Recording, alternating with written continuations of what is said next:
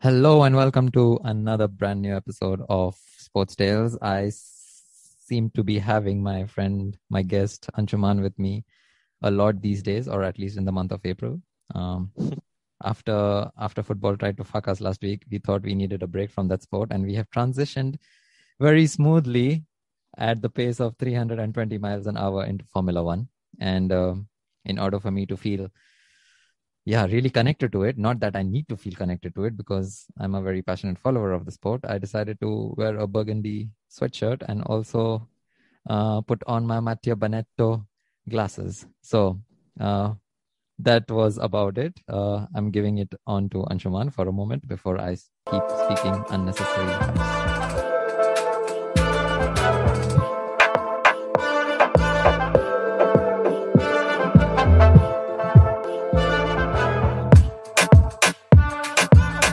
I guess we haven't talked about Formula One on this before, so may as well start with us as Formula One fans. So Yeah, tell me or tell all the listeners, not just me.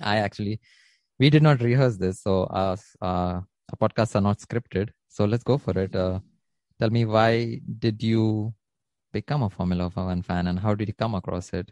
You shared a little bit of it on the Manchester United episode, but very briefly. So hit it on. You have all the space here.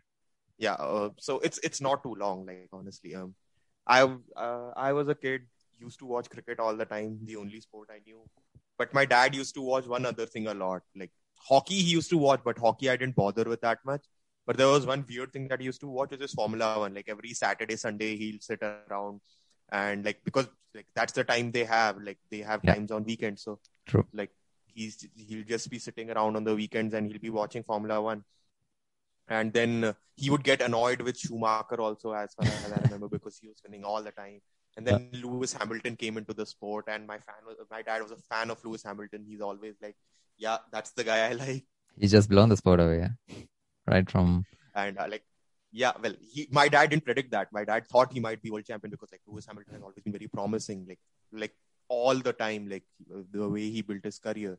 Mm-hmm. So, well, nowadays he doesn't watch as much. Like at least like he'll watch when I watch. Like so, like if I'm home and I'm watching with my brother or something like that, Yeah. then sometimes my dad will just sit around and then he'll just start watching. He's not as involved in the sport because he doesn't know the guys anymore. Yeah. But yeah, that's how it started for me. Like I started watching with my dad, and then I started learning about it. Then I left it for a few years. Mm-hmm. In college. Like in college, I lost a lot of like except for football, most sports I lost touch with.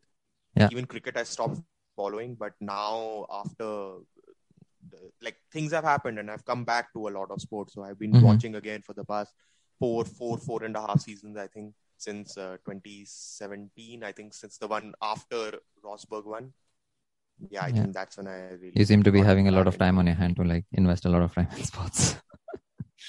I guess I figured out how to make the time for it. I think that's how I would describe. Yeah. Okay. Okay. Now that I have talked about it, may as well listen to the host's opinion on the hosts. Oh, I don't get a lot of these moments, but I'm going to grab it with both hands. I have a very. If I share the story, it's going to like open a lot of answers or doors to why I follow a lot of sports. So the thing is, like, I remember in my school, not every weekend, once in like a month on a weekend, we used to watch a football game, and we used to just like look forward to that weekend. So once they played an Arsenal game, and Cesc Fabregas was running the show. That was like peak Cesc Fabregas, and he's like 23 years old. Imagine and I was just blown out. I'm like, who is this guy? His name also sounds so catchy, like Cesc and then Fabregas. And I'm like, okay. And then of course, like the influence of football, the influence of cricket was there because cricket is more of a national sport rather than a club franchise sport. So then I looked up Fabregas represents which country, and then it was Spain. And so then I was like, okay, I need to look up which other players in the Premier League represent Spain and which clubs do they represent. So then I came across it. Then I came across, Pepe Reina, Fernando Torres, Xabi Alonso, Alberto Ariola, and then Alberto Riera. These five were like just who formed like the core of Liverpool Football Club, and that's why how I started supporting Liverpool. So that opens the door Okay. for football. And then I kept following Spain. I was like crazy. They won the European Championship after 44 years in 2008, kept pace with them. Then in 2010, they won the World Cup as well. Like, I think I need to start betting on people winning the World Cup because I've told friends that, okay, 2010 Spain is going to win. 2014 Germany is going to win. 2018 I didn't predict because I was at the World Cup, and then I was like, I don't want to predict. I just want to have fun here. So that's how it rolled. And then so in 2007 I got to see Fabregas. In 2008 I started supporting Spain and Liverpool. Voila. And then of course 2006, 7, 8, this Wimbledon rivalry between Federer and Nadal. So I also started following Nadal, and I started following tennis. And then in 2010, Fernando Alonso moved from Renault to Ferrari, and then won the first race in a Ferrari. And then it just opened like basically doors to four sports just because one nationality. Now I am thinking, why have I not learned Spanish by now? ¿Qué tal? So that's about like how I got into Formula One and got my heart broken like twice in 3 years because Alonso couldn't like win it in 10, couldn't win it in 12. And then of course like he just made wrong decisions like the way I am doing. Kind of understandable that we are in the same situation in life where he made the same mistakes. The mistakes that I'm making, of course, not at that gravity. He has so much to lose, and me, maybe I also have so much to lose. But let's not talk about psychology here. I completely seize the moment, and then of course, like Fernando Alonso, like went on a downward scale. I was still following him closely, but I was then a big, massive fan of Daniel Ricciardo. And I've been following him as well, but I just get a feeling that the people I follow just don't seem to win. But then Nico Rosberg, I was like, somebody needs to beat Hamilton, and I'm glad that Nico Rosberg did. So I'm like, I'm all over the year following Formula One. So that's how I could educate myself and inform myself about a lot that's happening. The rule changes that took place in 13, and now they are going to take place in 2022, which I'm really hoping that it works for the best of the sport because there's a budget cap, and it's about now using your resources to the maximum rather than complaining that Red Bull and Ferrari and Mercedes have the maximum budget, and that's why they're doing well. So that's how much I could briefly conclude in the 7 minutes of my monologue. So that's how that's my Formula One story basically. But getting back to my hosting duties, let's move to the next question. And I would like to really know about the newest format that's entered Formula One to engage more fans. I love it since Liberty Media has come into the sport in 2016, 17. They've really taken the sports to a next level, involved so much social media. I used to cry for highlights in 2012 because I couldn't watch Fernando Alonso winning the races, the 3 of them that he won.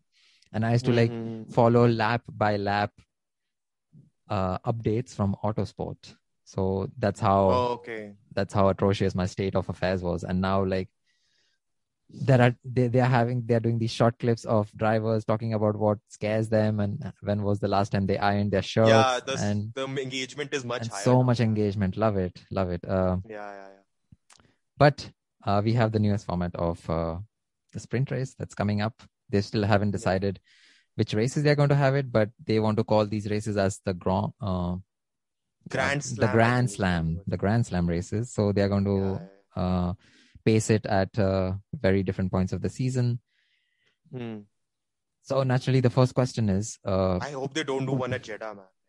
At Jeddah? No, I hope not. So unimpressed with that track and everything around it. It's clear money grab. I think they are already working on Silverstone and Monza, which really makes sense. Fast tracks. Yeah, those two I would definitely. Temple of Speed and also fast corners of Silverstone absolutely takes a breath away. And the home of Formula One, so the innovation maybe should start from there. Exactly. Yeah, you could give the third one. I like the Britishness of the attitude that way. in general, it's not a positive, but in Formula One, it works quite well. Like it works well with the history and everything around the whole context of it. So I'll before I give like a breakdown to the sprint race format, very vaguely, like because it's going to be very vague. I'm not explaining it, but rather asking you for your opinion first, and let's do that.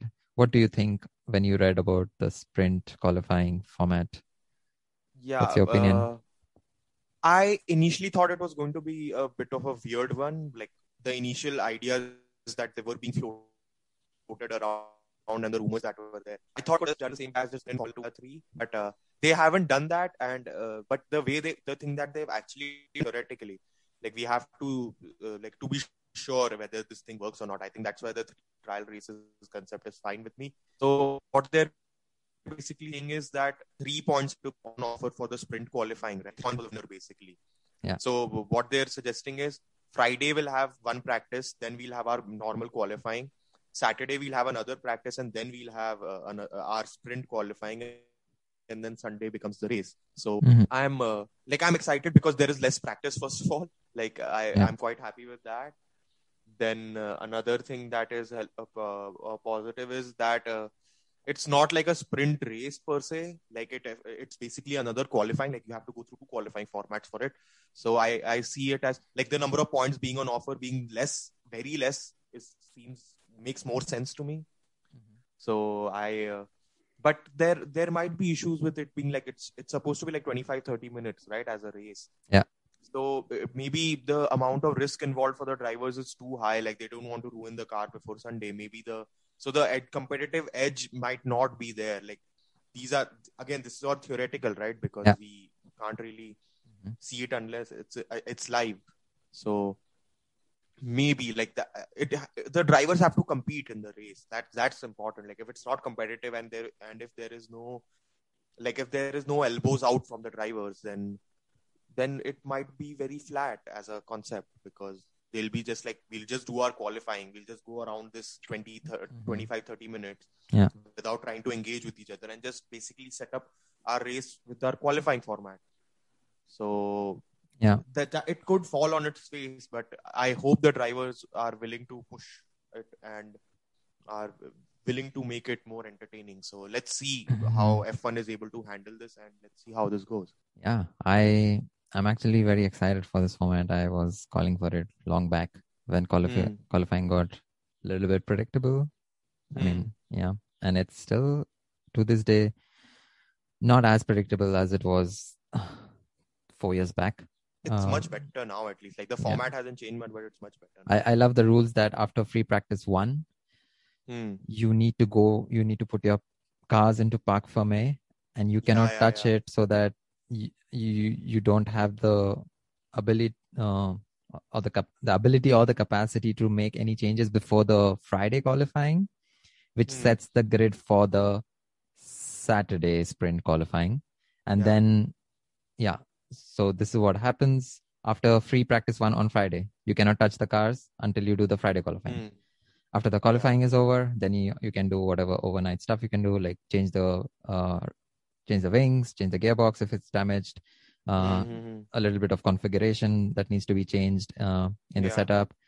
Then Saturday comes, and Saturday doesn't come. Then it's Saturday.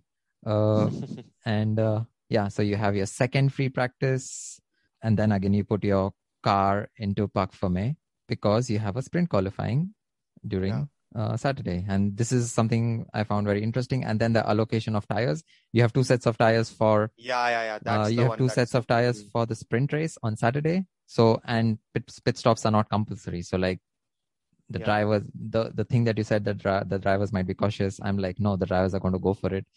Imagine like this might be an opportunity for George Russell to seize it. Like, finally, I'm going to have my points. Maybe not in the race, but in the sprint race. And then he's going to like... But it's just top 3 that get the points. I don't... Yeah, I know. So he might make the podium places. But of course, there's not a podium ceremony. Yeah. He just gets a point. It doesn't matter how it comes as long as it comes. So Yeah, but then would you expect George Russell to start third in an actual race? Like that's a bit far-fetched, isn't it? Yeah, well, Well, crazy the things. car is not bad. Like this year, it's been much better than any previous. Yeah, crazy things have happened in Formula One. So, Yeah, uh, and uh, and you have 5 sets of soft tires for the Friday qualifying, and then mm. also which gives the teams to just go berserk to like get a good qualifying position for the sprint race, and then you have 2 sets of Yeah. tires, no pit stop for the sprint race. Sorry, I messed it up, for the qualifying, and then 2 sets of tires for the sprint race, and then finally Sunday is a good Sunday because you also have just 2 sets of tires. Imagine, like, so we are never going to have like more than 1 pit stop because you have the normal set, or more than 2 pit stops. You have the set that are already rolling, and then you have 2 other Yeah. sets. So you can pit once or you can pit twice, depending on your strategy. So this is something that I'm really excited about. Like the permutation combinations are crazy. Like Yeah. already giving me an orgasm. Jesus. It gives more variables at least, like, and that's kind of what you want from Formula One, right? Mm-hmm. More things for these guys to handle. Yeah. Unfortunately, we don't have a sprint race this weekend since we are already looking forward to it. Yeah, I don't think they should be like they should be tooling it and figuring out exactly when to put it for it to Yeah, make. but let's preview the Portuguese Grand Prix. I love the track, like giving a roller coaster kind of feeling, a rally kind of feeling. But let's just stay with our. Help me with this word. Protagonists. Did I say it right? Protagonists. Protagonists. Thank you. Yeah. So always twisting of the tongue, not my greatest strength. Yeah, Max Verstappen, Lewis Hamilton, 1 pole each, 1 win each. The only reason Lewis is 1 point ahead of him is because he got the fastest lap. Jesus, this is really close. Like, I did not predict it to be so close, but also it's very early in the season. I still expect Lewis to like run away after the summer break, after Hungary. But for the moment, for the next 6 to 9 races, it's going to be like neck to neck and cut and throat kind of competition.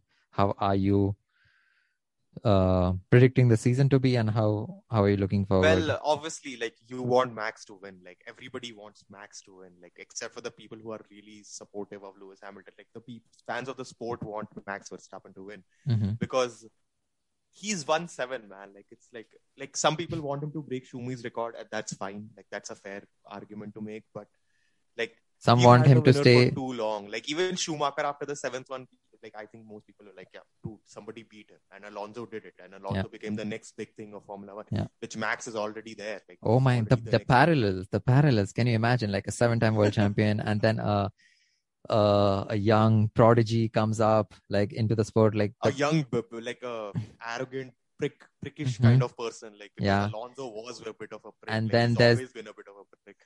there's this thing about Imola in 2005 and then Imola in 2021. Jesus, it's kind of scary. And then uh so the parallels are like, wow, kind of very uncanny, Maybe it to is say the set up for least. Max to finally end this. Like It's like set up it's for not him. like I don't want Lewis to win. It's more like I want somebody to push him to the end, which Vettel did in 2018, but he couldn't keep up. Like the way that what you were talking about, like Lewis just ran away with it in the end because Lewis just gets into grooves and gets his momentum right, and then almost unstoppable. Can I just point out my admiration for Lewis Hamilton? My God, like before COVID, that dude used to like party after the race, like it's the end of the world the next day, and then if it's a back-to-back weekend, come back the next weekend and kill it. Yeah, then maybe he just thought, okay, now with age you have different priorities, so maybe he kind of settled down, took up music, and now he goes to the paddock on race weekends, wins there, goes back home, works on his music, works on his nutrition and his fitness. So like for even some social causes, like he does a lot of oh social my work. let's not even get started about like he's just alone. I feel sometimes that he's a lone man standing, like fighting for a cause that really should be making a lot of difference to the world, and for him to like feel out of place because he's, can you imagine, like the only black driver in Formula One, and then like how these ultra white people might be feeling like a black dominating the sport that they created for themselves. So I just love the Well, irony. yeah, I Like, think. all right, who are you looking forward to watch racing this weekend? Any particular driver? I'm always interested in what Charles Leclerc is doing. Like he's I'm always up to stupid. something, and I am and stupid. it's always fascinating. Yeah. Like because the car is not as good as he is. Like he's not. He drags that car Well, Fernando so Alonso much. 2.0. I'm actually thinking, or maybe if you even like trust me so much, you could bet on Carlos Sainz getting a podium this weekend. And I'm going to regret because he will get a podium, and I am not going to bet on it.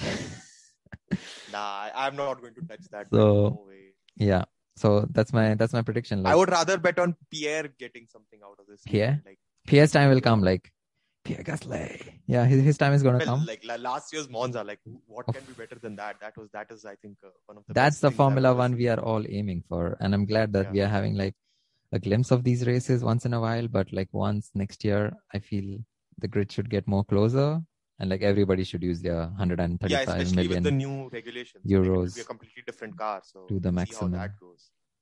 That should be very, very exciting. What's your Next podium year for the weekend? Let's predict a podium for the week. And I would go with Max first, Lewis second, Perez third. Oof. Cool. I'm going. Did you say Max first? Yes. Okay, I'm saying Lewis, Max, Carlos, Sainz Jr. That is my podium for the weekend.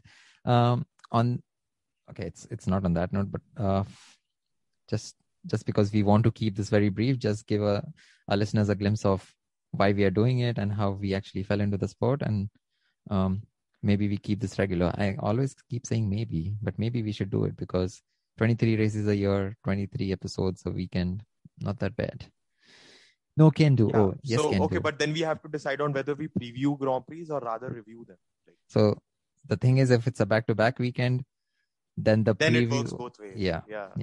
So, but we'll find a way out. Let's see how many listens or how many downloads this episode that's had. Important, right? The response is what we are looking forward to. But yeah, before we are actually coming to an end, tell me about your favorite driver.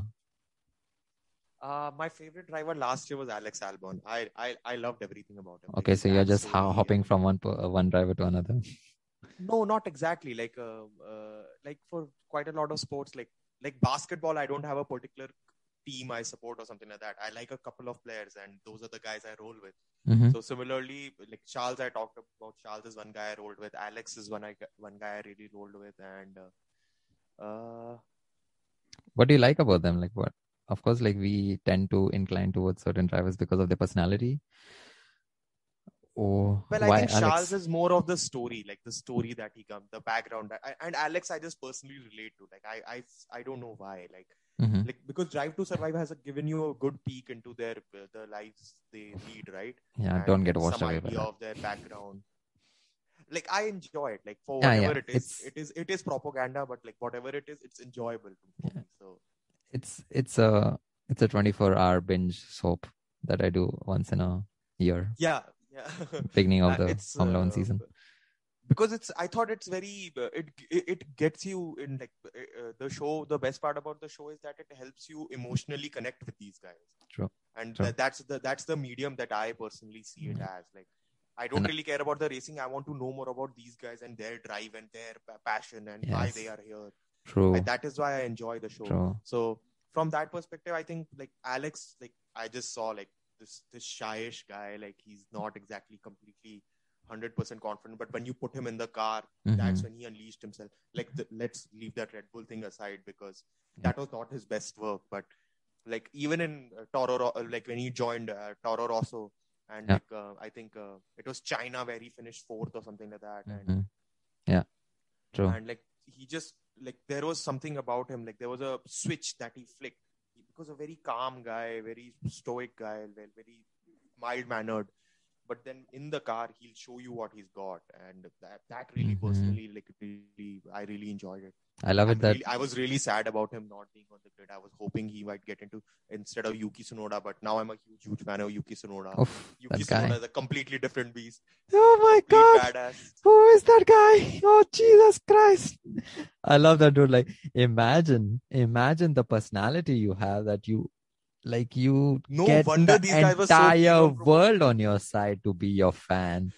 Jesus, Yuki, my goodness. Like, and his humor on Instagram, if you like are following his like Oh, I should do that. I haven't done that yet. comments. Oh my, like, it's there to see, like, he's the shortest guy, not just in terms of drivers, but maybe also the shortest person on the paddock, and the way he like pulls his leg, because Alpha Tauri is a clothing brand and like an apparel brand. So Pierre Gasly and Yuki are there. So then Alpha Tauri on their Instagram page is like, yeah, here's a new a new kit, a new apparel for you to shop.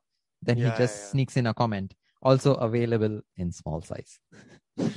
Then they had this like beginning of the season for Netflix or like for Formula One, the pictures. And then because he's so short and like they made a V, he commented like on the Formula One page, I cannot see myself. So like really, we are going to discuss a lot about him in our further episodes. I think the best part about him is like I just want to put this one point in. Sure. Like the most interesting part that I found about him is like we have there is a stereotypical attitude towards Asian people, right? Like we Indians as well. Yeah. Like he's expected to be shy. He's expected to be like sober, and he's expected to be very mild. And especially for a Japanese, no? I mean, that's the perception that the world has. Respect, shyness.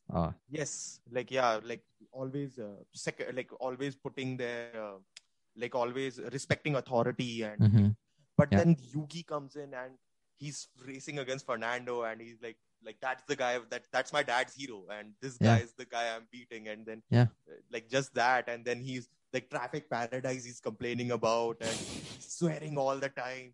And he is just really what he is, and like that's why people are attracted. And he owns his personality. That's very important, I think, in this. Especially, I think he like stop pretending to be somebody else. You are. Yeah, because especially I think Drive to Survive has made you realize that Formula One guys, like, they can be their own selves, like even in public. Like it's a lot better than in something like football or cricket, where you are still expected to uphold the public honor kind of thing. Like I think Formula One, the guys have spunk, and they have that attitude, and like Daniel Ricciardo, like the guy is just always like, and Lando.